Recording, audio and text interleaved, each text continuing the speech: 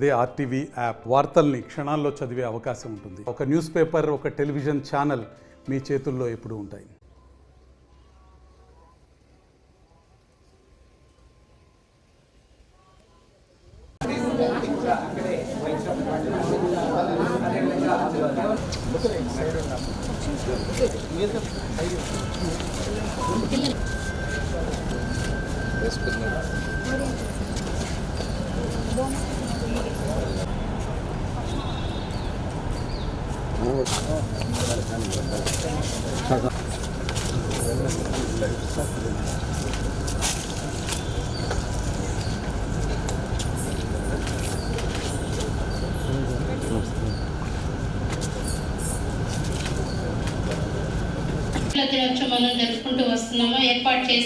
బాలికల సంరక్షణ దినోత్సవం సందర్భంగా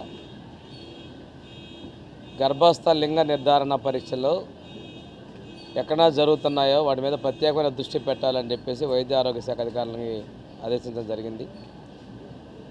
దాటి విషయంలో తీసుకున్నట్లయితే భ్రూణ హత్యలు మనం నివారించడం వల్ల మొదటి మెట్టుగా బాలికా సంరక్షణ చర్యలు తీసుకోవచ్చు.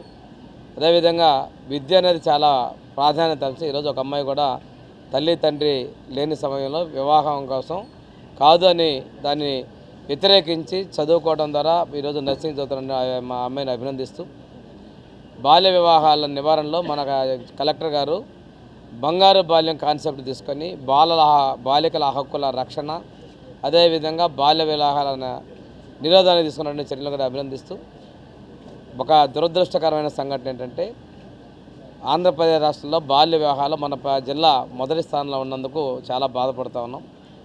దీన్ని ఆ స్థానం నుంచి తగ్గించాల్సిన అవసరం ఉంది. బాల్య వివాహాలు నిరోధించడంలో సమాజంలో మనందరం ముఖ్యంగా మీడియా కూడా కీలకంగా చురుకైన పాత్ర పోషించాలని చెప్పేసి నేను కోరుతా ఉన్నాను.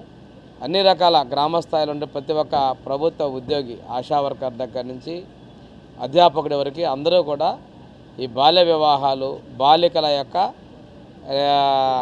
భ్రూణ హత్యలు ఇటువంటి వాటిలో చొరవ చూపి వాటి నివారణలో బాధ్యత వహించాలని మేము కోరడం జరిగిందండి. 5 సంవత్సరాలు చూసాం. ప్రజలు తిరస్కరించారు. ప్రతిపక్ష స్థానాన్ని కూడా ఇవ్వాల. ఇప్పుడు మీరు కూడా మా ఉనికిని చాటుకుందని మాట్లాడుతున్నారు. గుడ్డుందా పిల్లుందా అని మాట్లాడి మంత్రిగా నువ్వు ఈరోజు దావోస్లో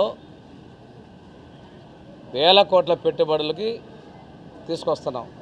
నీ ప్రాంతం విశాఖపట్నంలో లక్షలాది రూపాయలతో కోట్లతో మొన్ననే ప్రధానమంత్రి గారు శంకుస్థాపనలు చేశారు. ఏమైపోయింది నిన్నోరు? వానపాము కూడా బురదపాము అనుకున్నట్టుగా మేము ఉన్నామని మాట్లాడుతున్నావు. ఈ ప్రభుత్వం మీద మీరు బురద జల్లాలనుకుంటున్నారు. ప్రజల ఆశీస్సులు ఉన్నాయి. ప్రజా సంక్షేమం చేస్తున్నాం, ఉద్యోగాలు కల్పిస్తున్నాం, లక్ష్యంగా మేము కృషి చేస్తున్నాం.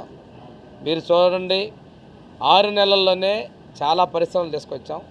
ఈరోజు దావోస్లో ఒప్పందం జరిగిన మొత్తం కూడా మేము ఇక్కడ పరిశ్రమలు పెట్టేందుకు వస్తాయి. తప్పకుండా మీ కళ్ళతో చూడండి. ఎందుకంటే మళ్ళా గుడ్డు పిల్ల పారిపోవడం అనే పరిస్థితి పెట్టుకోవద్దని చెప్తున్నాం. మరిన్ని వీడియోస్ కోసం ఛానల్ ని సబ్స్క్రైబ్ చేయండి. లేటెస్ట్ అప్డేట్స్ కోసం వాట్సాప్ ఛానల్ ని ఫాలో అవ్వండి. ఆ లింక్ డిస్క్రిప్షన్ లో ఉంది.